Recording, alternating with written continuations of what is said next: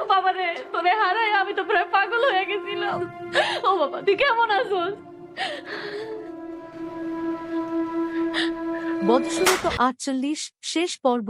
Eagle team, Sarwar কিরণ, কথা ইসলাম, নতুন বাংলা নাটক ২০২৬। হ্যালো বন্ধুরা, নতুন কিছু পাওয়ার জন্য চ্যানেলটাকে সাবস্ক্রাইব করুন। বদসুরত ৪৮ এর শেষ পর্ব দর্শকদের জন্য নিয়ে এসেছে আবেগ, রহস্য এবং চমকে ভরা এক অসাধারণ সমাপ্তি।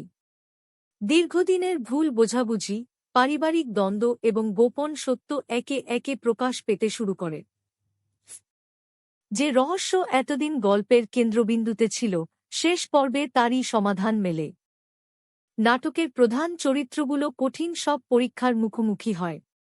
কেউ নিজের ভুলের জন্য অনুতপ্ত হয়, আবার কেউ সত্য প্রতিষ্ঠার জন্য শেষ পর্যন্ত লড়াই চালিয়ে যায়।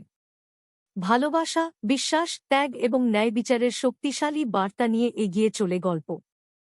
শেষ মুহূর্তে ঘটে যাওয়া একের পর এক নাটকীয় ঘটনা দর্শকদের আবেগাপ্লুত করে।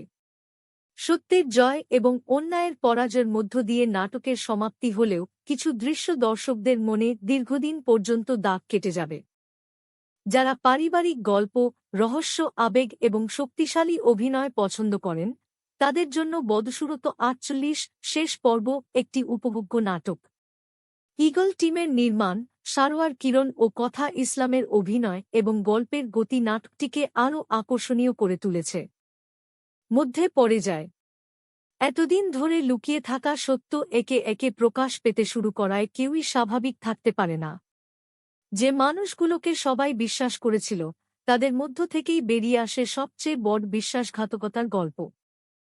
পরিবারের সবাইকে একত্র করে প্রধান চরিত্র শান্ত কণ্ঠে জানায়, আর কোনো মিথ্যা বা গোপনীয়তা নয়, আজ সব সত্য প্রকাশ করা হবে। তার এই ঘোষণায় উপস্থিত সবাই অবাক হয়ে যায়।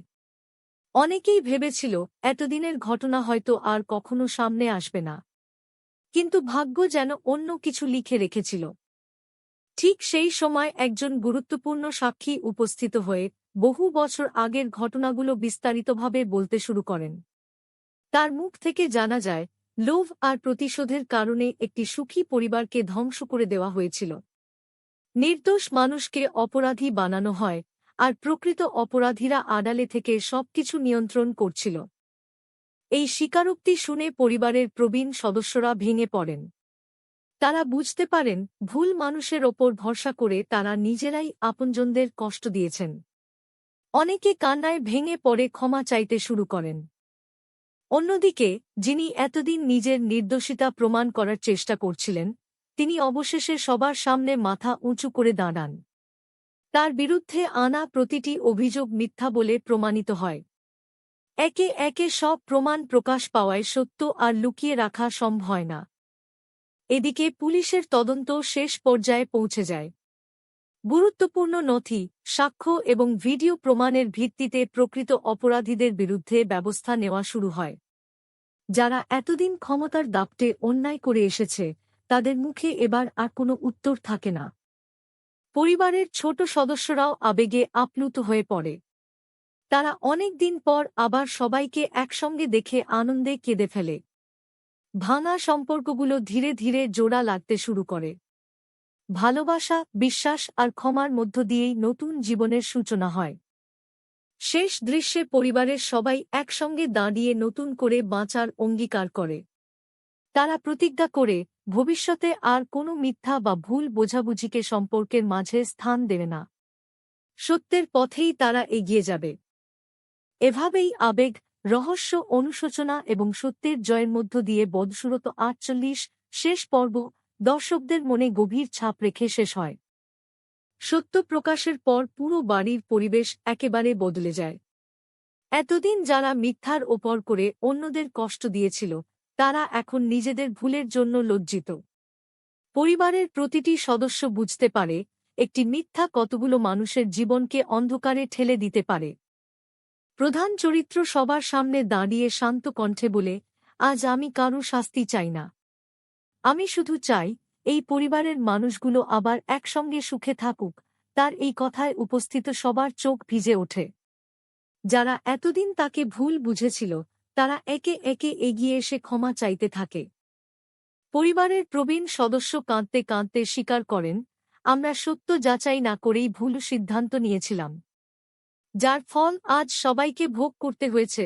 তার কথা শুনে বাড়ির পরিবেশ আরও আবেগঘন হয়ে ওঠে।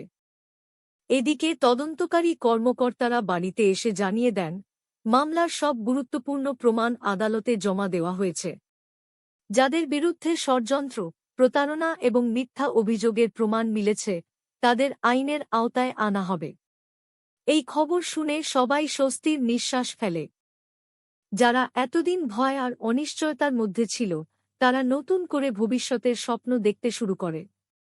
পরিবারের ছোটরা আবার হাসতে শুরু করে, আর বড়রা প্রতিজ্ঞা করে, কখনো আর অবিশ্বাসকে সম্পর্কের মধ্যে ঢুকতে দেব না। ঠিক তখনই একটি পুরনো ডায়েরি সামনে আসে। ডায়েরিতে লেখা ছিল বহু বছর আগের এমন কিছু ঘটনা, যা পরিবারের অনেক অজানা প্রশ্নের উত্তর দিয়ে দেয়। সেখানে স্পষ্ট লেখা ছিল, কে কিভাবে মিথ্যার জাল বুনেছিল এবং কেন একটি সুখী পরিবারকে ভেঙে দেওয়া হয়েছিল। ডায়েরির শেষ পাতায় একটি বাক্য লেখা ছিল, সত্যকে যতই লুকিয়ে রাখা হোক, একদিন সে নিজের পথ খুঁজে নেয়। এই বাক্য পড়ে সবাই কিছুক্ষণ নীরব হয়ে থাকে। এরপর পরিবারের সবাই একসঙ্গে বসে নতুন করে জীবন শুরু করার সিদ্ধান্ত নেয়। ভাঙা সম্পর্কগুলো জোড়া লাগে, ভুল বোঝাবুঝির অবসান হয়, আর ক্ষমার মধ্য দিয়ে নতুন অধ্যায়ের সূচনা ঘটে। নাটকের শেষ মুহূর্তে দেখা যায়, সবাই একসঙ্গে হাসিমুখে ভবিষ্যতের পথে এগিয়ে যাচ্ছে। অতীতের সব দুঃখ কষ্ট পেছনে ফেলে তারা নতুন আশা, নতুন স্বপ্ন আর নতুন বিশ্বাস নিয়ে জীবন শুরু করে।